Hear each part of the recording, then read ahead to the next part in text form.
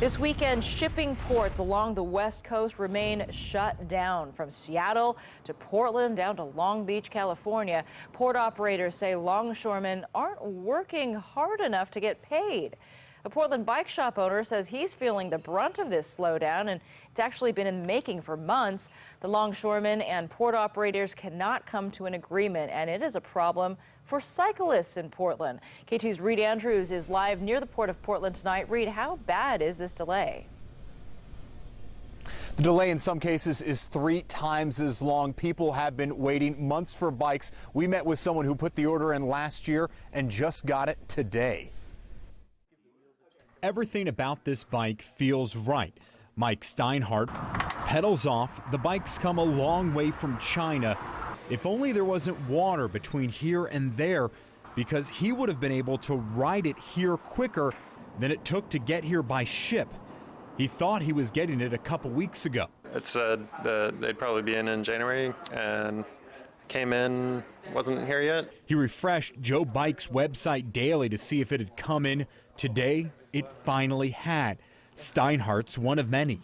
It's caused a couple of people to email me first thing in the morning and say, I'd like a refund because I don't know when it's going to come in.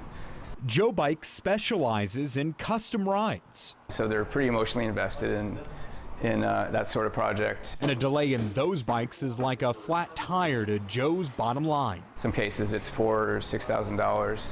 That's per bike. The frame's coming from Asia. Bike mechanics have been busy lately after waiting so long for any bikes to come in after the initial slowdown in the fall. Joe knows other bike shops around town are in a similar bind.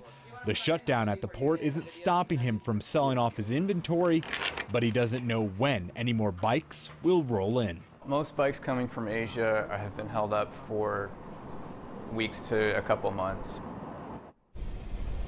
Longshoremen Union says that they've been unfairly treated. Recently, they had their night hours cut pretty substantially. That's not just a loss in wages, but also less time to do the same job. And they say that truncated time is a threat to safety. Live in North Portland, Reed Andrews, K2 News. This is a big deal. Reed, thank you. This is supposed to be just a temporary closure, but the financial hit to our region could be far and wide.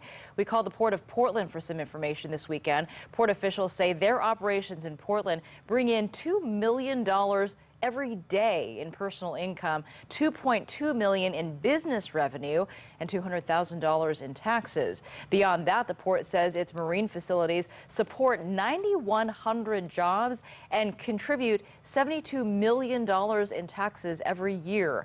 The port recently became a gateway for exports of Ford vehicles to China and Korea.